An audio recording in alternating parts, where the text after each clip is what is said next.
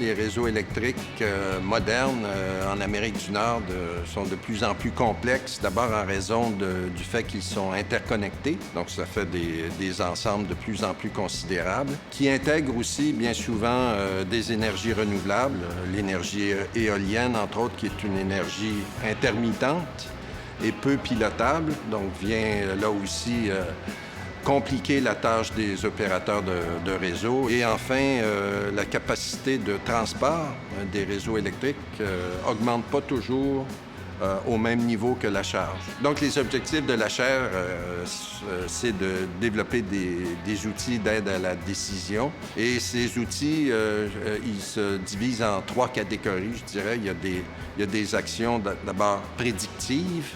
Ensuite, il y a des actions préventives et enfin, il y a des actions correctives. Évidemment, les opérateurs de réseau doivent toujours savoir si leur réseau est stable ou pas et jusqu'à quel point il est stable. Évidemment, la plupart du temps, le réseau est stable. Donc, les opérateurs peuvent se consacrer à des actions dites préventives. Et des actions préventives, bien, ça commence normalement par ce qu'on appelle une analyse de contingence. C'est-à-dire qu'on se dit, bon, si on perdait une ligne, bien, est-ce que ça mettrait en péril la stabilité du réseau? On peut tout faire ça par simulation et on voit si cette contingence entraîne une instabilité.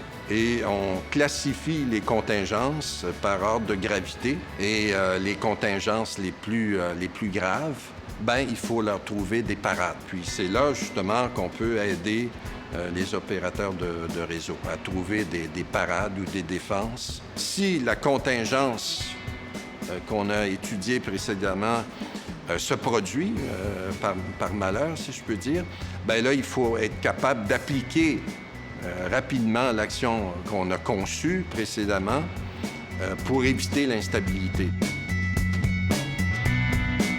Je pense qu'il restera toujours du travail à faire, c'est certain. Encore une fois, un réseau tel que celui d'Hydro-Québec est déjà très performant à l'heure actuelle, mais il est perfectible, donc il restera toujours beaucoup de travail, je pense, pour les ingénieurs et les chercheurs. Je pense notamment au réseau intelligent, là, le smart grid dont on parle tant aujourd'hui, puis même l'Internet de l'énergie.